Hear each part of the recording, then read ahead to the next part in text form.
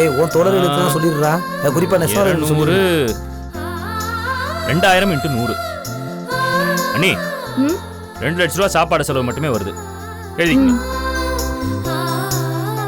பிறகு ட்ரெஸ்ஸுக்கு கிட்டத்தட்ட சரவண கல்யாணம் தனிக்குன்னு இவனுக்கு கோட் சூட் போட்டுருவோமா?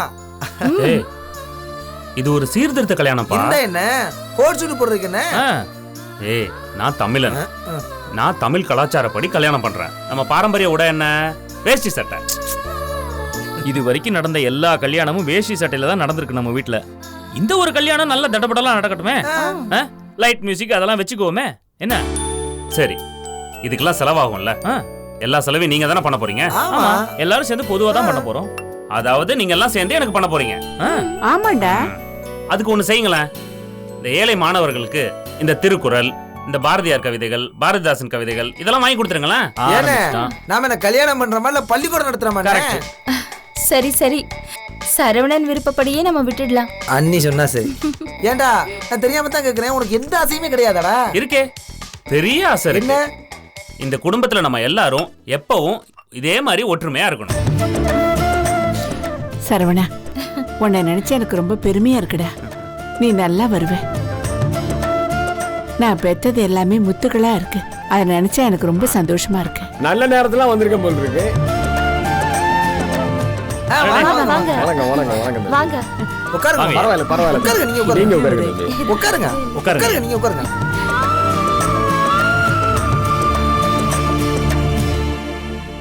இருங்க, காஃபி போட்டு கொண்டு இல்ல இல்ல இருக்கட்டுமா, வேண்டாமா. ஒரு விஷயம் நான் பேச வேண்டியது இருக்கு, பொறுமையா சாப்பிட்டுக்கிறேம்மா. அதான் கல்யாணத்துக்கு என்னெல்லாம் பண்ணலாம்னு லிஸ்ட் போட்டுட்டு இருந்தோம். எங்க சிவஞானியா இல்லையா? அண்ணன் வெளியில போயிருக்காரு. ஏதாவது முக்கியமான விஷயமா இருந்தா நான் ஃபோன் பண்ணி வர சொல்லவா? இல்ல இல்ல தம்பி, அதெல்லாம் ஒண்ணும் வேண்டாம். கல்யாணம் எல்லாம் நீங்க நடத்த போறீங்க, நாங்க சீர்திருத்தம் எதுவும் செய்யல. அதான் வீட்டுல கொஞ்சம் வருத்தப்பட்டாங்க. இதுல என்னங்க இருக்கு? இது நம்ம வீட்டு கல்யாணம்.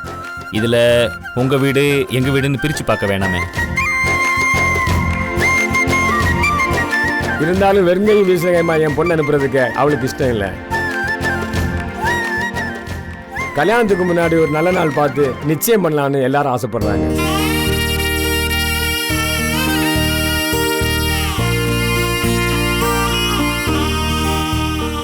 சரிங்க, கல்யாணத்துக்கு முன்னாடி சில நல்ல நாள் இருக்கத்தான் செய்யுது. அதுலயே நாளைக்கு ரொம்ப நல்லா இருக்குது, நிறைஞ்ச வெள்ளிக்கிழமை வேற. நீங்க எல்லாரும் வீட்டுக்கு வந்தீங்கன்னா எங்களுக்கு ரொம்ப சந்தோஷமா இருக்கும். என்ன சொல்றீங்க? இதுல என்ன இருக்கு? கண்டிப்பா வரும். அண்ணி, நீங்க என்ன சொல்றீங்க? கண்டிப்பா போலாம் தம்பி. நாங்க எல்லாரும் குடும்பமா உங்க வீட்டுக்கு வரோம். நாளைக்கு நீங்க ஆசைப்பட்ட மாதிரியே நல்லபடியா நிச்சயம் பண்ணிடலாம். சிவஞான ஐயா எதுவும் நினைச்சிக்க மாட்டாரமா? அண்ணன் ஒன்னும் நினைக்க மாட்டாரு. அவர் இடத்துல இருந்ததுன்னு அண்ணி சொல்லியிருக்காங்க. மீனாட்சி இந்த வீட்டுல எடுக்கிற எந்த முடிவையும் யாரும் மறுக்க மாட்டாங்க. நீங்க நிம்மதியா சந்தோஷமா ஆக வேண்டிய ஏற்பாடுகளை பண்ணுங்க. பொண்ணோட நீங்க கல்யாணத்துக்கு வந்தா போறோம், மத்த செலவுலாம் நாங்க கொஞ்சம் பாத்துக்கிறோம். பேசணும், வரீங்களா?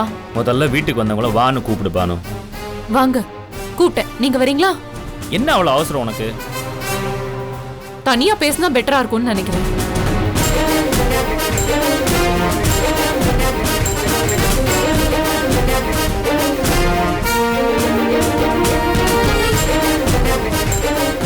அப்போ நான் கிளம்புறேன்.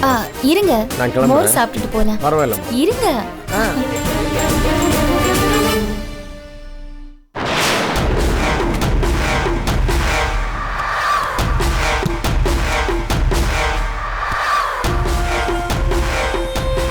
என்ன?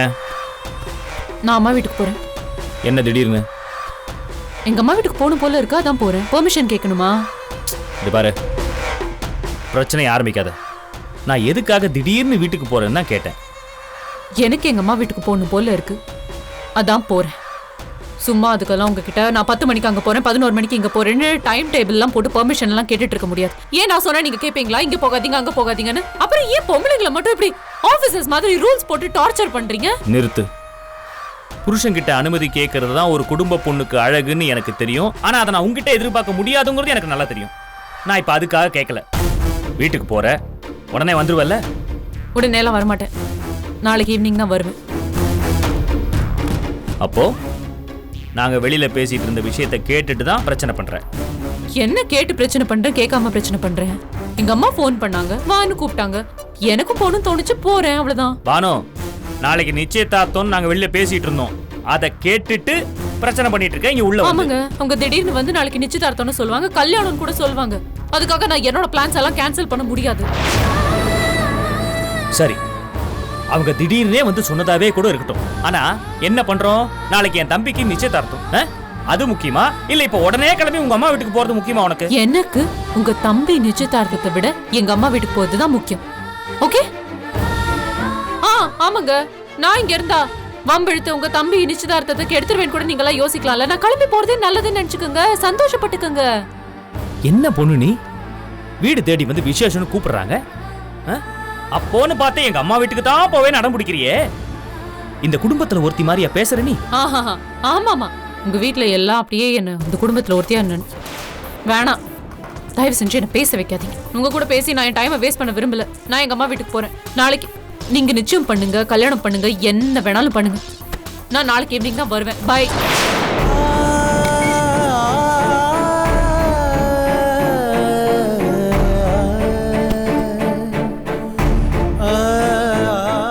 நான் எங்க அம்மா வீட்டுக்கு போறேன். நாளைக்கு ஈவினிங் தான் வருவேன்.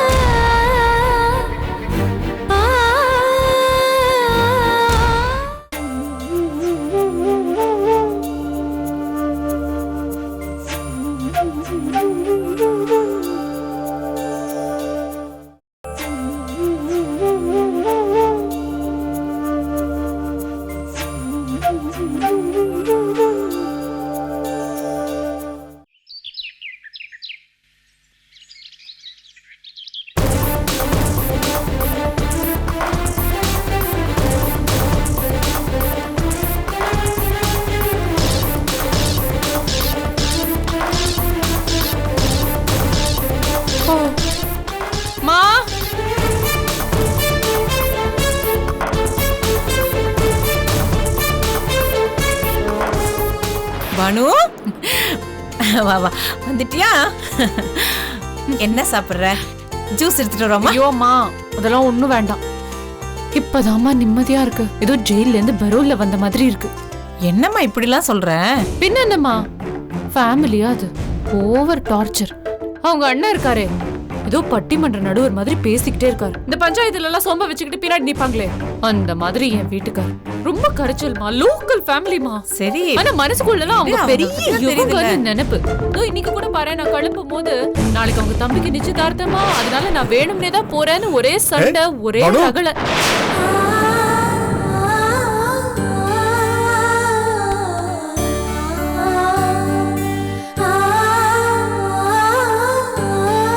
என்னம்மா பானு, எப்போ வந்த?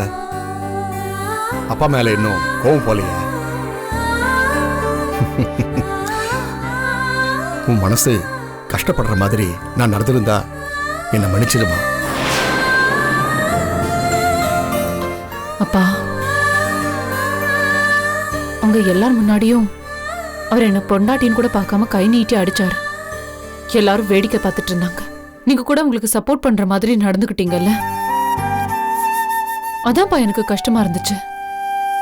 இத்தனை வருஷமா நீங்க பார்த்து பார்த்து வளர்த்த பொண்ணுனா என்னை விட உங்களுக்கு அவங்க தான் முக்கியமா போயிட்டாங்கன்னு நினைச்சுதான் நான் ரொம்ப ஃபீல் பண்ணேன். அப்பா கூட நமக்கு அந்நியம் ஆயிட்டாருன்னு நினைச்சு நான் ரொம்ப உடைஞ்சு போயிட்டேன்ப்பா. புரியுதுமா, உன் ஃபீலிங்ஸ் எனக்கு நல்லாவே புரியுது. மறுபடியும் நான் உங்கள்கிட்ட கேட்டுக்கிறேன், உன் மனசை ஹர்ட் பண்ணியிருந்தா என்னை மன்னிச்சிரு. Really I feel sorry for it. It's ஓகேப்பா. Leave it. அப்பா, ஃப்ராங்கா சொல்லணும்னா எனக்கு அந்த வீடு பிடிக்கல, அந்த குடும்பம் பிடிக்கல, என் புருஷனை சுத்தமா பிடிக்கல. எனக்கே பிடிக்கலங்கும் போது உங்களுக்கு என்னப்பா அந்த அண்ணன் தம்பிங்க மேல அப்படி ஒரு தீராத ஈடுபாடு, காதல் எல்லாம்? என்ன பானு, கட்டின புருஷனே பிடிக்கலன்னு சொன்னா அவர் கூட நீ எப்படி குடும்பம் நடத்த போற? மத்தவங்களோட நீ எப்படி ஒத்து போக போற? நான் மட்டுமே எதுக்குப்பா ஒத்து போகணும்? இப்ப நீங்க சொல்றீங்கல்ல, இதே எண்ணம் தான் அந்த வீட்ல இருக்கிற எல்லாருக்கும் இருக்கு. அதான் பிரச்சனையே. நான் மட்டுமே தான் எல்லாத்துக்கும் அட்ஜஸ்ட் பண்ணிக்கணும். அப்பா, நான் ஒன்னு சொல்லவா? இன்னைக்கு நேத்து இல்ல, அவரை பார்த்த அண்ணில இருந்து எனக்கு அவர் மேல பெருசா ஈடுபாடு எதுவும் இல்லை. நீங்க தான் இமோஷனலா பிளாக் பண்ணி எனக்கு அவரை கல்யாணம் பண்ணி வச்சிட்டீங்க.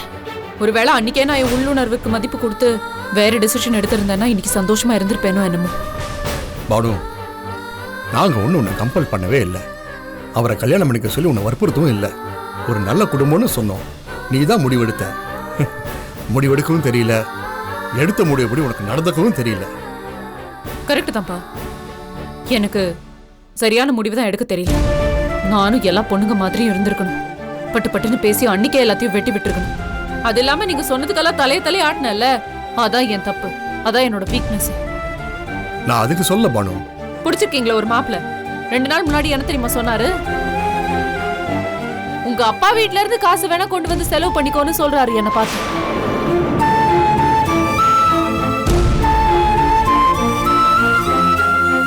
உங்களுக்கு புரியுதா புரியலையா? நான் வரதட்சணை கொண்டு வரலங்கிறத குத்தி காட்டி பேசுறாங்க. யாரு மாப்பிள்ளை அப்படி சொன்னாரு?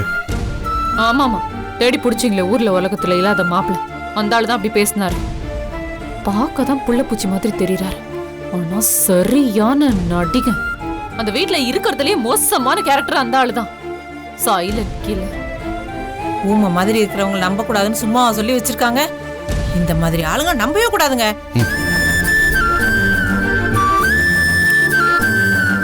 பானு, எனக்கு ஒண்ணுமே புரியல. அவங்க தானே வரதட்சணை வேண்டான்னு சொன்னாங்க. ஆமாமா, சொல்லுவாங்க. அப்படியே முற்றும் துறந்த முனிவர் மாதிரியும் பேசுவாங்க. அதுக்கப்புறம் அது கொண்டு வரல, இது கொண்டு வரலன்னு குத்தி காட்டியும் பேசுவாங்க. இப்ப புரிஞ்சுதா அந்த வீட்டை பத்தி? இல்ல, அன்னைக்கு நான் வீட்டுக்கு வந்திருந்தப்ப கூட ரிசப்ஷனை பத்தி பேசினேன். அன்னைக்கு கூட அவரு சிவஞானம் நீங்க எதுவும் செலவு பண்ண வேண்டாம், நான் தான் பண்ணுவேன்னு சொன்னாரு. அதனால தான் நான் எதுவுமே செய்யாம விட்டேன். இன்ஃபேக்ட் நான் உனக்கு எல்லா சொத்தையும் கொடுக்கறது ஆசை, உனக்கு நிறைய சேர்ந்த ஆசை. அவங்க எதுவுமே வேண்டாம்னு சொன்னாலும் எதுவுமே பண்ணலாமா? அதனால தான் நான் உனக்கு எதுவுமே செய்யாம விட்டுட்டேன். வரதட்சணை வேண்டான்னு சொன்னது சரவணன். ஆனா உங்க மாப்பிள்ள இருக்காரே சரியான ஆளு. அந்த பக்கம் அண்ணன் தம்பிங்க சொல்றதுக்கும் சரி சரின்னு தலையாட்டுவாரு. அப்புறம் என்கிட்ட வந்ததுக்கு அப்புறம் நான் சொல்றதுக்கும் சரி சரின்னு தலையாட்டுவாரு. நல்லா மாறி மாறி தலையாட்டி ஏமாத்துறதுக்குன்னே இருக்காரு. பானு, நீ சொல்றது கேட்டு எனக்கு ரொம்ப அதிர்ச்சியா இருக்கு. ஒரே ஒரு நாள், ஜஸ்ட் ஒன் ஹோல் டே வந்து என் கூட அந்த வீட்ல இருந்து பாருங்க, உங்களுக்கு கண்டிப்பா அதிர்ச்சியா இருக்காது. நான் ஸ்ட்ரெயிட் ஃபார்வர்டா இருக்கேன்ல, அதான் பிரச்சனையே. ஒருவேளை நானும் மத்தவங்க மாதிரி தன்மானத்தை விட்டுட்டு மீனாட்சிக்கு ஜால்ரா போட்டா பிரச்சனையே இருக்காதோ என்னமோ. ஆனா என்னால அது கண்டிப்பா முடியாது. இல்ல பானு, இது ஒரு குற்றச்சாட்டா பேசினாங்களா இல்ல பேசும்போது யதார்த்தமா பேசினாங்களா? ஆனா இவ்ளோ தூரம் சொல்றேன், இன்னமும் நீங்க அவங்க மேல ரொம்ப நல்ல அபிப்பிராயம் வச்சிருக்கீங்கல்ல. அவங்களுக்கு சாதகமா பேசி என்ன மட்டும் தட்ட மட்டும்தான் உங்களுக்கு தெரியுமாப்பா? நான் என்ன விஷயம் சொன்னாலும் அவங்களுக்கே சப்போர்ட் பண்ணி பேசிட்டு இருந்தா. இல்ல பானு, கோவத்துல வந்த ஒரு வார்த்தையா இருக்கலாம்ல, அதுக்காக கேட்டேன். சரிப்பா, நீங்க சொல்ற மாதிரி கோவத்துல வந்த வார்த்தையாவே இருக்கட்டும். ஆனா மனசுல இல்லாம எப்படிப்பா அப்படி வாயில வரும்? உள்ள இருந்தாதான் இப்படி எல்லாம் பேச முடியும். சரி விடுங்க, நீங்களும் மாற மாட்டீங்க, அவங்களும் மாற மாட்டாங்க. ஏங்க, நம்ம பொண்ணு இவ்வளவு தூரம் கஷ்டப்படணும் வந்து சொல்றா, இன்னும் அந்த குடும்பத்துக்கே சப்போர்ட் பண்ணிட்டு இருந்தா என்ன அர்த்தம்? இல்ல, சப்போர்ட் பண்றேன்னு சொல்லல. சரி விடு, குற்றச்சாட்டு என் பேர் தான் வந்திருக்கு. இனிமேல் அந்த குற்றச்சாட்டு வராம நான் பாத்துக்கிறேன். நீ போ, போய் குளிச்சுட்டு சாப்பிட்டு ரெஸ்ட் எடு. போ, எல்லாம் அப்புறம் பேசிக்கலாம். போ, போய் அவளுக்கு ஏதாவது கொடு. அவ நம்ம பொண்ணு, அவளை பத்தியும் கொஞ்சம் திங்க் பண்ணுங்க. எப்ப பார்த்தாலும் அந்த குடும்பத்தை நினைச்சு.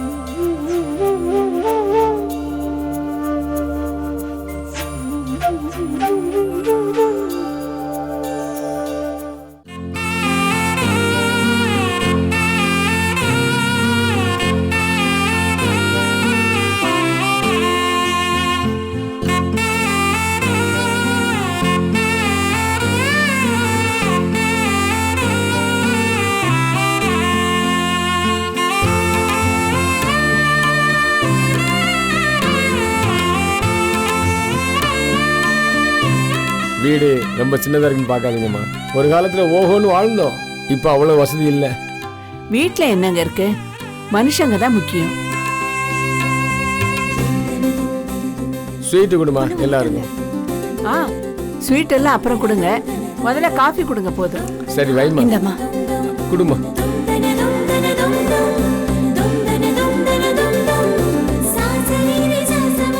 தேங்க்யூம்மா.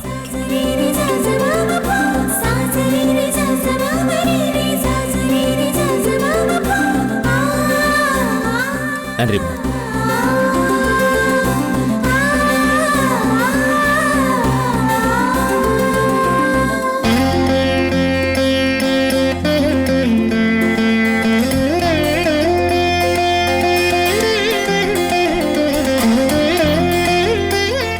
அம்மா சாப்பிடுங்க, தம்பி சாப்பிடுங்க.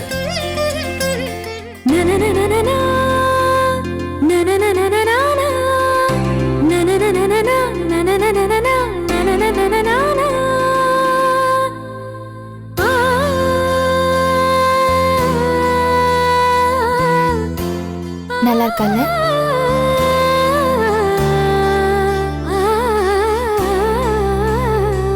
தம்பி, இதுதான் என் பொண்ணு.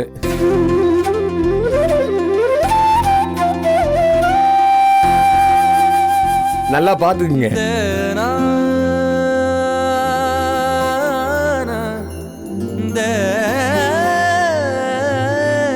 இந்த நிச்சயத்துக்கு ஏற்பாடு பண்ண காரணமே நீங்க பொண்ணை பார்க்கணும் தான். முகூர்த்த தேதி குறிச்ச பிறகு இப்படி ஒரு விசேஷத்தை நான் பண்ணணும்னு நினைச்சதே நீங்க பொண்ணை பார்த்து பரஸ்பரம் பேசிக்கணும் தான்.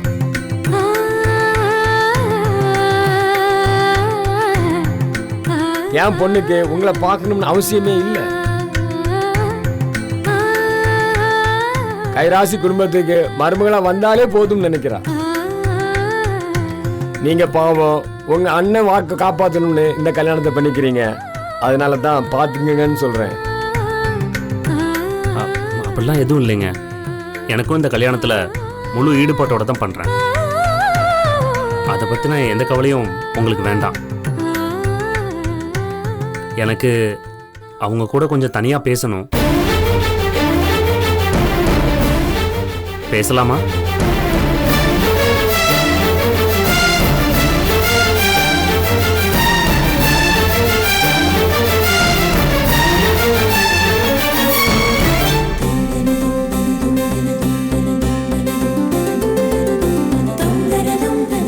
தம்பி, தனியா பேசுற அளவுக்கு இந்த வீட்டுல அவ்வளவு வசதி இல்லை. அந்த பக்கம் ஒரு சின்ன ரூம் இருக்கு, அங்க போய் பேச. பரவாயில்ல. ஏமா, போமா, தம்பியை கூட்டிட்டு போமா. சரிங்கப்பா. உள்ள வாங்க. போப்பா, பேசிட்டு வா.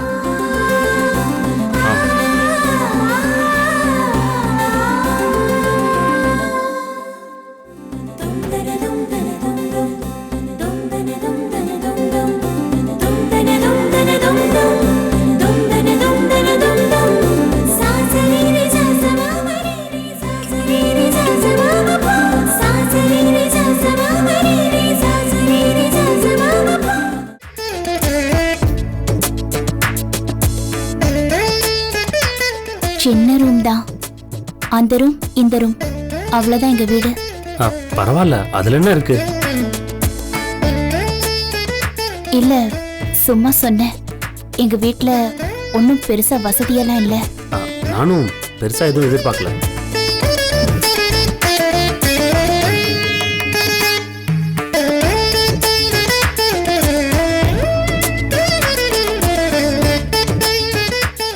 நான் உங்கள்கிட்ட ஒரே ஒரு முக்கியமான விஷயம் தான் பேசணும்.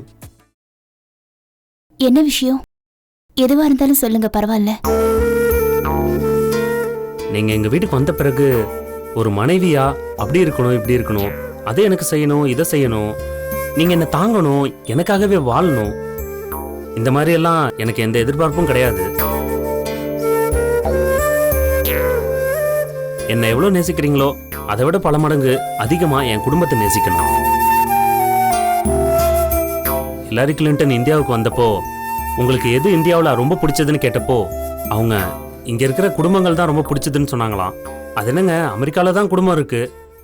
அப்போ அங்க இல்லாத குடும்பங்களை என்ன இந்தியாவில் பார்த்துட்டீங்கன்னு கேட்டாங்க.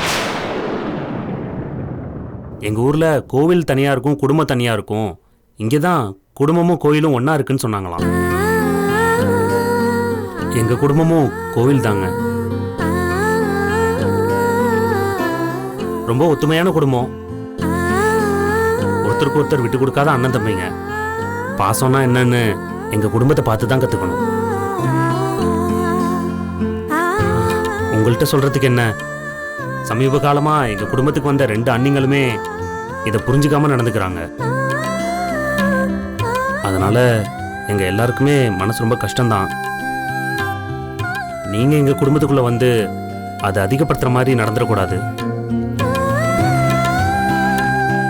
அவ்வளவுதான் என்னோட விருப்பம்.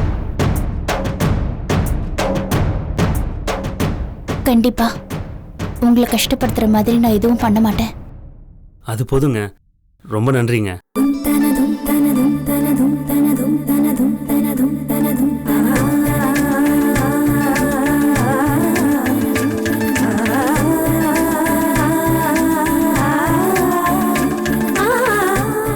இந்தாங்க. என்னது இது? என்னோட வருங்கால மனைவிக்கு ஒரு சின்ன பரிசு. பிரிச்சு பாருங்க.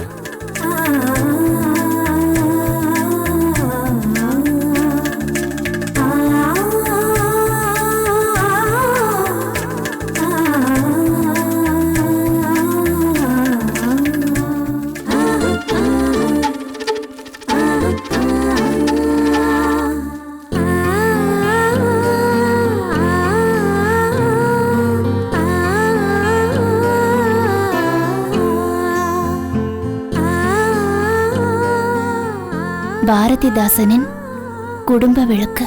நல்லா இருக்கும், படிங்க.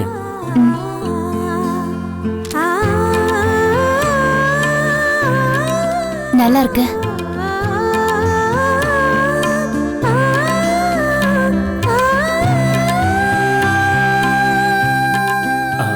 தமிழ் வாசிப்பீங்கல்ல?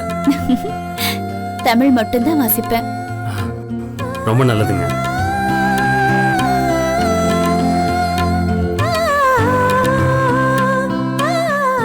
அப்புறம் என்ன கல்யாணம் பண்ணிக்கிறதுல உங்களுக்கு விருப்பம் தானே?